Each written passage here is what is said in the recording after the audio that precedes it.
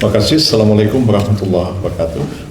Rekan-rekan wartawan, pertama saya ucapkan terima kasih telah memenuhi undangan dari kami untuk menyampaikan beberapa hal penting untuk diketahui oleh publik, dan saya terima kasih kepada media yang hadir hari ini untuk dapat menyebarluaskan informasi ini kepada masyarakat. Saya barusan mengadakan pertemuan dengan Duta Besar Republik Siprus untuk Republik Indonesia, Yang Mulia Nikos Panayiotou, membahas satu isu penting terkait dengan deportasi yang telah dilakukan oleh Kepolisian Negara Republik Indonesia terhadap seorang warga negara Palestina yang bernama Abdul Karim Raid Mekdad berusia 41 tahun. Mekdad ini dideportasi oleh kepolisian kita oleh karena kita memang tidak mempunyai perjanjian ekstradisi dengan Republik Siprus. Ekstradisi itu dilakukan atas permintaan dari Republik Siprus melalui Interpol yang berkedudukan di Lyon di Prancis, yang telah menyampaikan red notice terhadap Abdul Karim Raid Mahmoud Mekdad yang berdasarkan bukti-bukti yang dimiliki oleh pemerintah Siprus yang bersangkutan terlibat dalam satu kejahatan atau tindak pidana yang tergolong ke dalam tindak pidana yang disebut dengan transnational organized crime.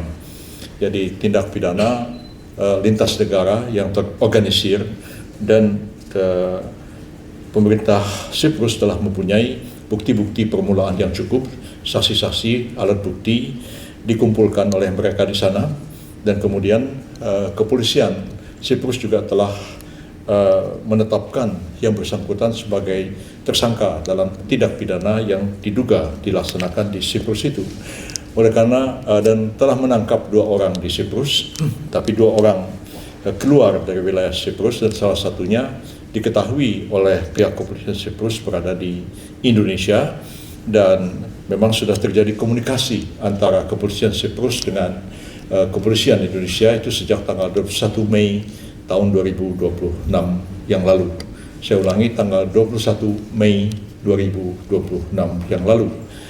Tetapi permintaan resmi itu baru ditanggapi oleh pemerintah Indonesia setelah Interpol mengeluarkan red notice, artinya pemberitahuan kepada seluruh anggota Interpol sedunia bahwa ada orang yang masuk dalam daftar DPO atau daftar orang yang dicari karena melakukan tindak pidana di sebuah negara anggota Interpol, yaitu Siprus.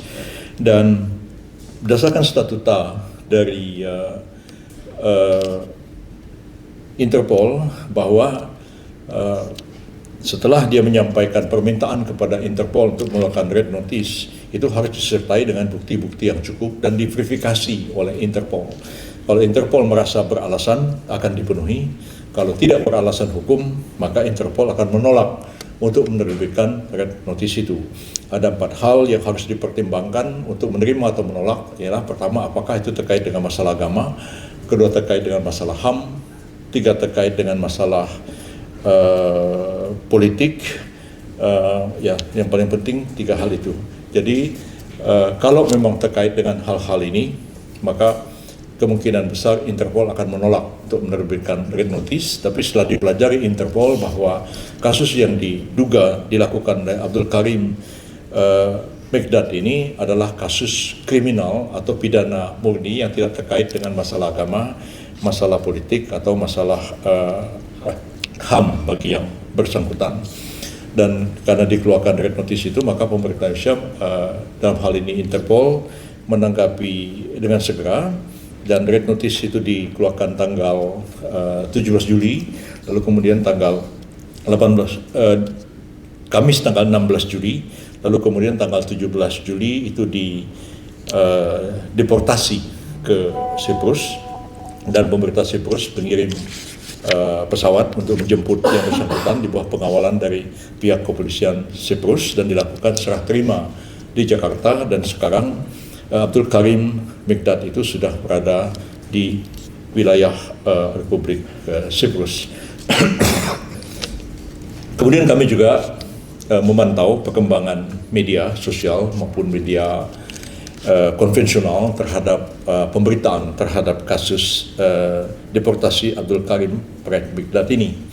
Pertama, ada hal-hal yang perlu klarifikasi karena ada kesimpang siuran. Mengapa pemerintah Indonesia begitu cepat mengabulkan permintaan red notice dari Interpol hanya dalam 1 hari. Betul, red notice diterbitkan 16 Juli, 17 Juli diserahkan kepada NCB atau internal polisi dari Interpol dari Siprus, tapi proses komunikasi dan pertukaran informasi antara kepolisian Siprus dengan kepolisian Indonesia itu sudah terjadi sejak tanggal 21 Mei tahun 2026.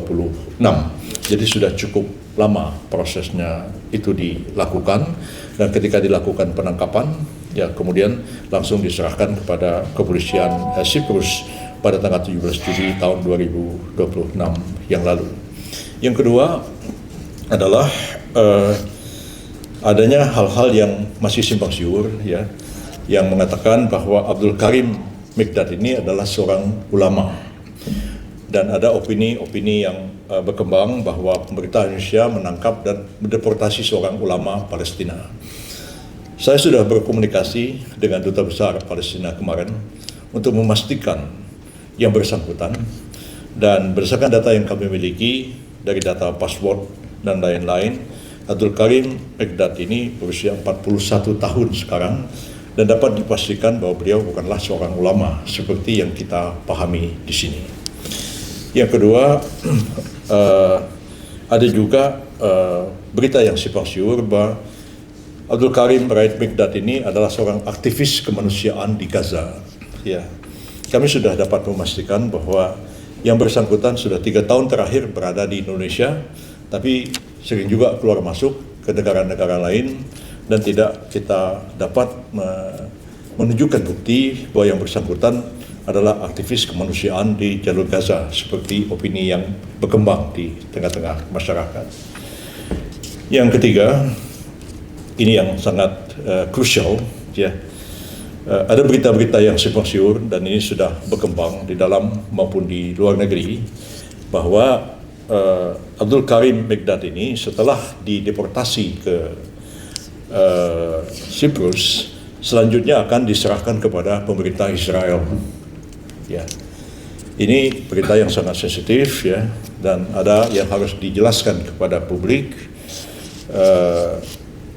Kami juga berkomunikasi dengan kedutaan besar Palestina di Jakarta. Saya juga berkoordinasi tadi malam dengan Interpol kita, NCB kita di kantor ini. Hari ini juga saya berkomunikasi dengan Menlu dan 2 orang wakil Menlu. Menlu urusan Timur Tengah yang menyangkut masalah Palestina, dan wakil Menlu untuk urusan Eropa, karena Siprus adalah negara Eropa dan menjadi anggota dari Uni Eropa. Saya juga berkomunikasi dengan Menko Polkam kemarin untuk mengkoordinasikan masalah ini, dan terakhir sekali barusan setengah jam yang lalu saya memanggil Duta Besar Siprus untuk berbicara di sini. Pertama adalah opini yang dikembangkan bahwa Siprus akan menyerahkan kepada Israel itu bertentangan dengan statuta dari Interpol sendiri. Ya.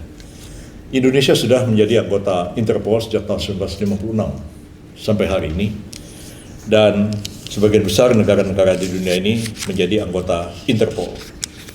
Jadi kalau satu negara meminta kepada Interpol untuk menerbitkan red notice, maka kalau permintaan itu dipenuhi, negara yang bersangkutan tidak boleh menyerahkan orang yang dideportasi ke negara ketiga. Ya, itu prinsip ada di dalam statuta Interpol. Jadi secara statuta Interpol sendiri sebenarnya tidak mungkin, atau kecil sekali kemungkinan Siprus akan menyerahkan kepada Israel, karena hal itu akan menyebabkan kredibilitas dari Siprus itu bisa terganggu dengan tindakan itu. Yang kedua, secara informal, ya melalui komunikasi elektronis, kepolisian Siprus, saya koreksi, telah menanggapi berita-berita dari media Indonesia, ya, media online Indonesia, media berbahasa Indonesia, itu ditanggapi oleh kepolisian Siprus, dan mereka menyampaikan satu penegasan kepada kepolisian RI bahwa tidak benar kepolisian Siprus dalam keadaan bagaimanapun itu tidak mungkin akan menyerahkan Baghdad kepada Israel. Ketiga, saya memanggil Dubes Siprus kemari dan meminta jaminan supaya pemerintah Siprus tidak menyerahkan ini kepada negara ketiga manapun juga. Dan komitmen itu saya dapatkan. Dubes mengatakan kami tidak mungkin melakukan itu. Karena sejalan dengan statuta Interpol bahwa orang harus ada alat bukti keterlibatan dalam satu tindak pidana, dan kemudian negara yang bersangkutan telah menetapkan tersangka dan kemudian akan melakukan satu proses hukum di negara yang bersangkutan, dan itu sudah dipenuhi oleh pemerintah Republik Siprus. Jadi Baghdad ini akan didakwa ke pengadilan Siprus karena dakwaan melakukan satu tindak pidana yang tergolong ke dalam tindak pidana transnational organized crime. Yang keempat, terkait dengan berita-berita yang perlu diluruskan, bahwa ini seolah-olah pemerintah Indonesia ini tidak komit dalam mendukung perjuangan kemerdekaan Palestina. Ingin saya tegaskan, komitmen mendukung perjuangan rakyat Palestina itu sudah dikumandangkan oleh pemerintah Indonesia sejak tahun 1948 dan tidak pernah berhenti sampai hari ini.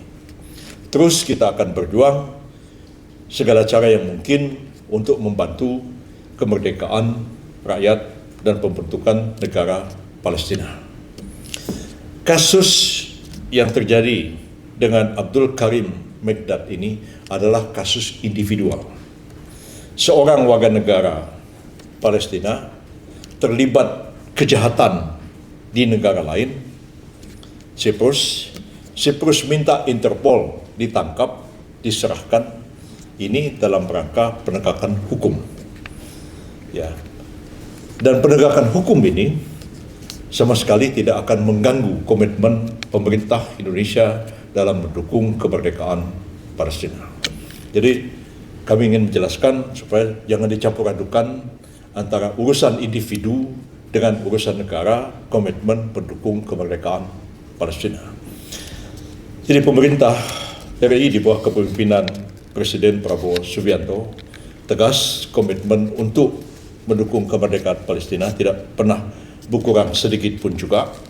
Dan saya telah mendapat juga komitmen bersama kita bahwa pemerintah kasus ini sebagai kasus pribadi yang mohon tidak dikaitkan dengan komitmen dukungan kita kepada rakyat Palestina. Saya kira itu yang hal-hal yang dapat saya sampaikan. Sebagai tambahan juga, malam ini jam 7 saya akan menemui ormas-ormas Islam di kantor Majelis Ulama Indonesia, karena Majelis Ulama sudah meminta pemerintah mengklarifikasi kasus Abdul Karim Baghdad ini. Dan malam ini saya akan menyampaikan penjelasan resmi kepada ormas-ormas Islam terhadap kasus deportasi Abdul Karim Baghdad ini. Demikian yang dapat saya sampaikan. Kalau ada pertanyaan, silakan.